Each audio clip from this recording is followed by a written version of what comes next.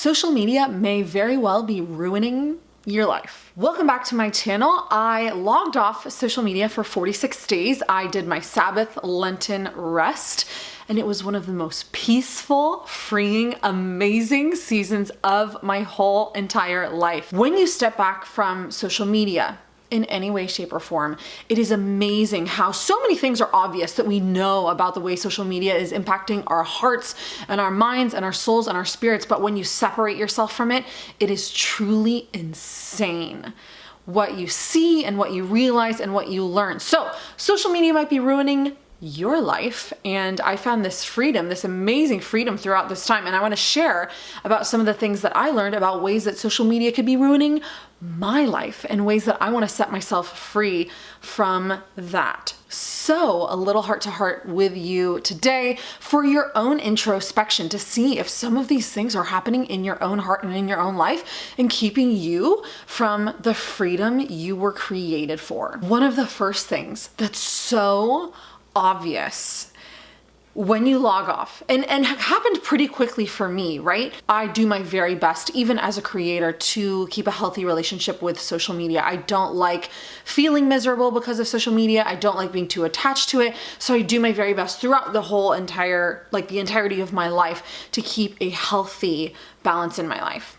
But it is amazing how when you're present, you're totally present to your life, you see how good and beautiful your ordinary life is. The messaging given to us all the time is that an ordinary life, the day-to-day, is not Instagram worthy. It is not good. An ordinary life is not good. It's a lie that social media makes us believe. We believe that in the day-to-day, when we're looking at all these people doing these fabulous things, wearing fabulous clothes, hosting fabulous events, doing fabulously in their work, whatever it is, you look at your ordinary life and you feel, just gonna say you, maybe this is resonating with you, maybe I'm not talking to you, but whoever I'm talking to, I'm gonna say you feel like trash about the ordinary life that you have because you see people's highlight reels and you think everybody else's lives are extraordinary and mine is ordinary, and that is not good, and it is not beautiful, and it is not fun. I am not beautiful, I am not fun. Whatever lies that you believe, social media is lying to everyone, right? In and of itself, in what is shared, to say your ordinary life is not good. That is the lie that is presented to you. And if social media blasted apart today, people would be so much more free. A, because they would be more present, and that's what I found. Just presence with a CE on the end. That kind of presence. You're just so much more present to your life, and you're not constantly thinking, what is worthy of sharing about my life? What is interesting enough about my life that people would want to watch it? People would want to see it. You are not constantly thinking about what should I take a picture of? Oh, what should I take a video of?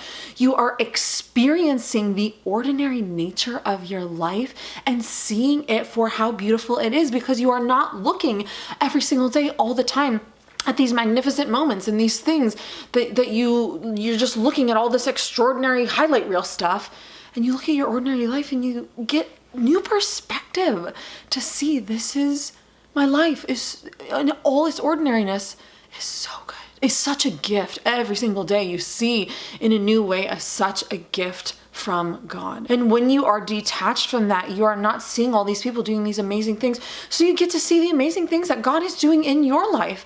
And maybe the ordinariness becomes just this magnificent reality of, I'm alive, I'm breathing. There are so many good things to be grateful for in my life when you disconnect from watching the highlight reel. Second thing, I would dare go out on a limb and say, most people who are on social media, at least a majority, struggle with overthinking everything because of social media.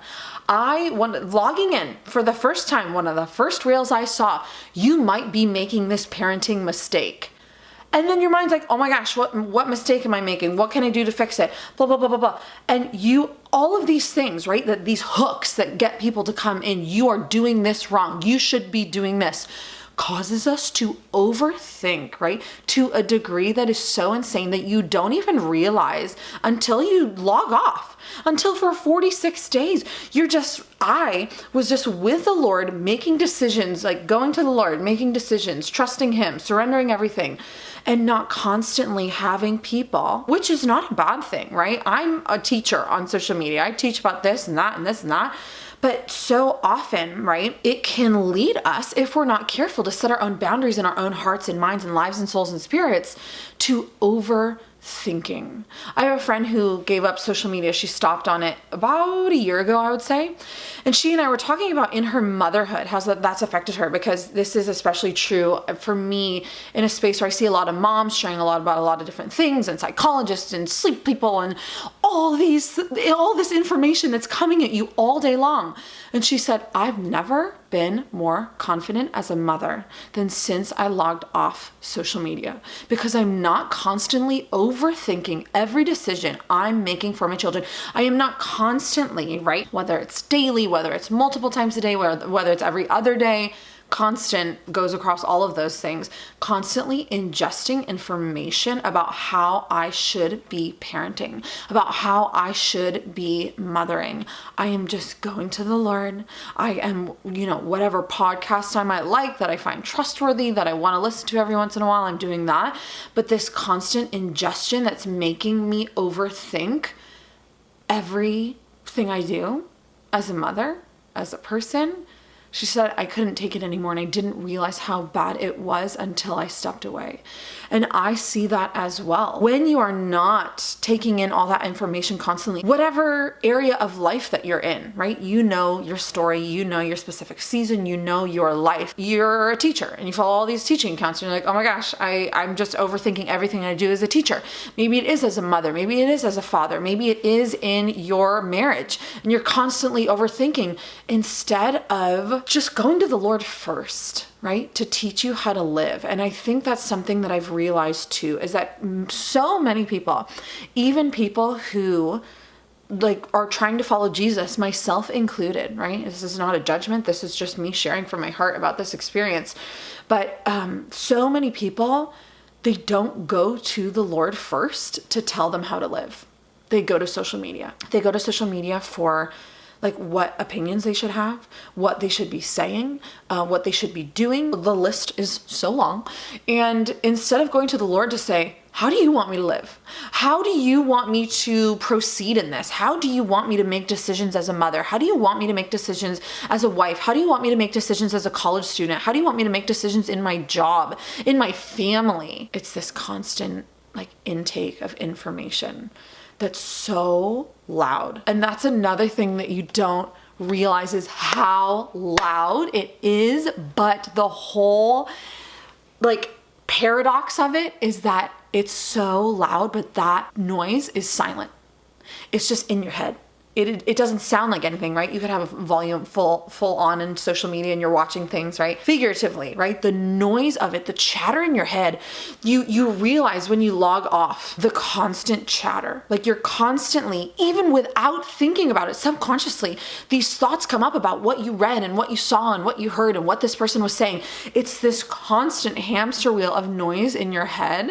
And when you log off, you're like, oh, the clarity that it brings is so amazing. I talked with a friend. She did the exact same thing for Lent. She was 12 days in. She said, my prayer has never been more clear. My thinking has never been more clear. My connection with other people has never been more clear. And you're like, oh, that's can be pathetic, but it's the reality for so many people. Disconnecting from social media brings such clarity, and it brings such an insane level of peace to the mind in not constantly thinking about those things, but being able to connect with the Lord in a new way, connect with the people in front of you in a new way. It was so powerful. So many of these things I'm not going to lose. I've written out all these things. And if you logged off everything for Lent, I really encourage you to write down, what did I learn? What did I realize? What did I notice? So that you can shape your use. If you even go back, a lot of people I know are like, I didn't really want to go back and I'm not planning on it. And I think more power to you. That's amazing. I feel the Lord still calling me to share in this way, which is why I'm still here. Write down, what did I learn? Because if you just keep it up here, you're gonna forget. It's gonna fade away into the distance and you're gonna be like, oh yeah, that was a great time. Write down tangibly what you learned and what this experience was like for you so that you can create your own boundaries around what you learned. And you can actually grow from what you learned rather than just going back into, how it was before. If you learned something from the process, it's so good to grow from it. Next, as a creator, right? Someone who creates for social media pretty regularly, I just see, right? When I barely took pictures of anything. I barely filmed anything. I was just free and just present, and it was so amazing. But it brings you to this realization of how, I would go out on a limb again to say, if a person is a creator for something like Instagram and they create reels, like these big creators who are constantly churning out content, right? And I've shared with you before, I don't feel like I'm a content creator. If you are just creating as a creator, it is so hard to not be fully consumed by social media. Why? Because your brain never turns off. You can log out of an app, but in your mind, as a creator, it's so easy to constantly be thinking, right? And I can't imagine for large creators who feel like they have to put something out every day to constantly be thinking, okay, what's next? Okay, I'm at this restaurant. I can make a reel about this. Okay, this kid did this and I'm going to make a reel about this, or TikTok or whatever. Again, I'm not on TikTok. But this constant thinking of what can I create next never stops. It never stops, and it is all consuming. And to detach from that, I think, is near impossible. It takes so much intentionality and so much effort to do that, which I try in my very best to do in my life, but it is all consuming. I don't think there's a way around that, of that constant thinking of what's my next TikTok? What's my next tweet? Twitter, man, forget that. Oh my gosh, just the biggest, saddest dumpster fire ever. Log off forever if you haven't yet. Constantly be thinking. And it makes me so sad to think about all the women that I see, right? And this isn't a judgment, this is just commentary. Women that I see online who share everything about their child, right? Or their children, or what their children are doing and funny things. And they document their whole entire day, which I don't understand how they can do it, because I'm like, oh my gosh, just the chaos of everything. I can barely film anything at all, which is a good thing, and I don't mind. But how many women possibly are watching their children grow up through the eyes of their followers? That everything, if not close to everything their children do, they think, oh my gosh, my followers would love to see this, so I'm going to film this. Oh my gosh, this is so cute. Whatever my child is doing, this dancing thing, this in this costume or whatever it is, this constant filming of their children. And again, this isn't a judgment, it's a commentary. Constantly filming children.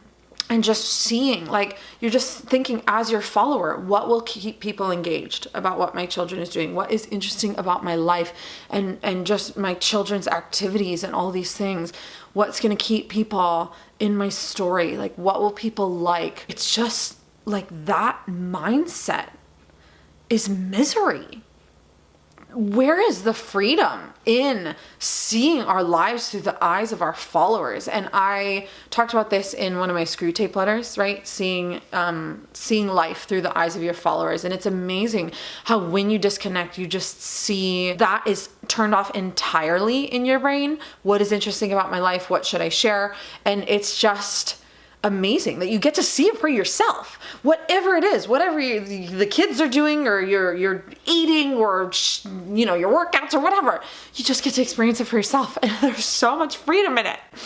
There's so much freedom in it. And it really brings me great sorrow to think about maybe women who 5 or 10 or 15 years down the road, they may or they may not feel this way, who share every single thing about what their children are doing, if they will come to a place where they thought oh my gosh, I watched my child grow up, and all I was ever thinking about was, what will my followers want to see? What will keep them engaged? What would they love that my child is doing?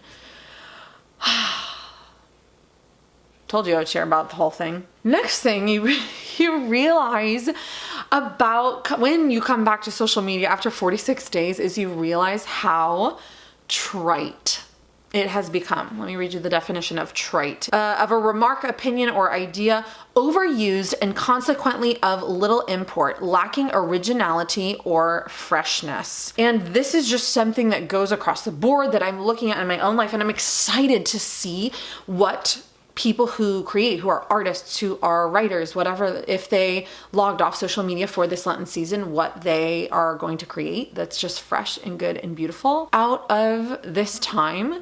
But you come back and you realize just how much so many people are saying the same thing over and over and over and over again, and how everyone's just trying to mimic and copy, right? What, again, this is commentary that I'm included in, like what the algorithm favors and what people are liking and what's the popular thing. And you realize it's so much of it is so overused and lacking originality or freshness. There's so much of the same thing, and you go back and you're like, this is so trite. Everybody is doing the same thing. Everybody is saying the same thing. Oh my gosh. And when you're in the cycle of it, it just is. Like, that's what social media is. But when you come back to it, you're like, this is the most stale, boring thing ever. So in my own life, looking at how trite I feel like the whole thing is, looking at Lord, what do you want me to say that's fresh and new? What kind of new ideas? The idea of new wine, which I shared about in my Instagram live before I left, and I think on my video, new wine, like bringing like fresh new wine. And that can only come from real presence with the Lord, like deep prayer, like a revitalization of the heart and the soul outside of this stale environment that I believe social media currently is. Are there people saying good, beautiful things? Yes. Hear me loud and clear. Again, I'm a creator. I'm a part of this whole thing. There are amazing people teaching amazing things, and this is not to take away from any of those things, because I do feel and believe that God is calling people to share good and beautiful things through media. So I hope you understand what I mean by the whole thing. If you're like, I totally get what you're saying, please say so in the comments. Lastly, a while back when I came back, took a break. It's good to take breaks. Take breaks in your life when you need them. When I came back, I talked about the 2 C's of our culture, criticism and combativeness. When you separate yourself fully in this big way from the criticism and combativeness of social media, the peace that can be found there is amazing. Are people angry in real life? Yeah. Are people critical in real life? Yeah. But when you step away from the extreme level of criticism and combativeness, you see in real life that people aren't as critical and combative as they are online. Keyboard courage is the most real thing ever. And when you are constantly taking in these comment threads of people who are just criticizing and being combative and argumentative with one another, oh my gosh, you're like, I feel so free. I'm not ever looking at people arguing with each other online, in comment sections or whatever it is. I'm not constantly, you look at a viral reel and everybody's like, oh my gosh, they're finding this, that, critical, criticism about whatever they can find to criticize. And when you separate yourself from that, you realize the depth and the intensity. Can you tell I'm passionate about this? I'm passionate about this. The depth and the intensity of the criticism and combativeness, the critical nature of the hearts of people online. Not everybody, so many of you are so supportive and loving, and I so appreciate that, and I love the community on my Instagram and on my YouTube. You guys are amazing.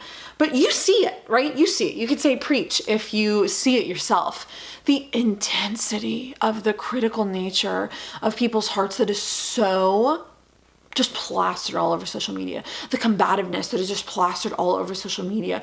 The way people just want to tear each other down without having to answer to any of it, to say it to someone's face, is so nauseating, is so sad. Sad doesn't even begin to cover it, but it really is, and it's become so normal. Like people ingesting this criticism and combativeness all day long, to the point where people are on their own accord, right? Even subconsciously are becoming more critical and combative because it's what they're witnessing as normal every single day, constantly. So many people are just watching this critical, combative dumpster fire, and it just seeps into who you are if you're not careful. It seeps into your bones, your mind, your brain, your soul, your spirit, if you're not careful.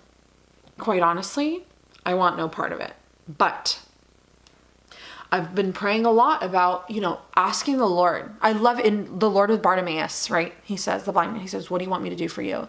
And my prayer, heart to heart, from me to you, is asking the Lord, what do you want me to do for you? What ways are you calling me to serve through media, through ways that can reach a lot of different hearts? And I know many of you, and it means so much to me. I met a lot of you in my travels over the last 46 days. I went to a couple of different places, that my videos can encourage you, and my Instagram posts, some of you are like, that post really impacted me. And I love that aspect of social media. I love those amazing things that can come out of social media. Like this one time I was at an event and a friend said my post on clarity and intentionality, she had sent to her friend. And that friend had been, she would go to parties and she would always meet up with the same guy who didn't want to commit, who would use her.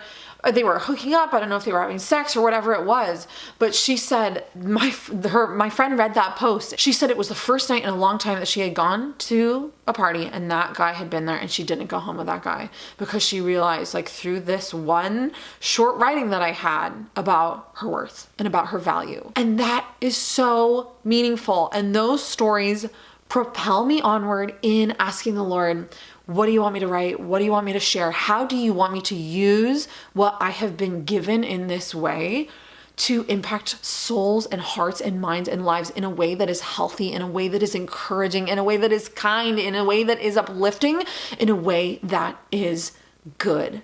Because social media can be good, but so much of it, in the ways that people have been sucked in what it has become, is bad, is unhealthy, is ruining people's lives. So maybe this gives you some food for thought about the way that social media is impacting you, but I wanted to share those points from my experience, from my journey. Again, if you did this, write it down. Write down what you learned, what you want to change, so that you can go back to it. If you feel yourself slipping back into your old ways of misery and addiction and sorrow and looking out at the highlight reel, thinking your ordinary life is not good, so you can go back to it and say, no, this is what I learned, and these are the changes that I want to upkeep in my life. If you've come all this way, thanks for sticking with me.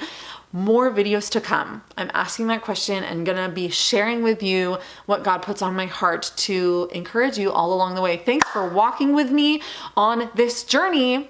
Talk to you soon.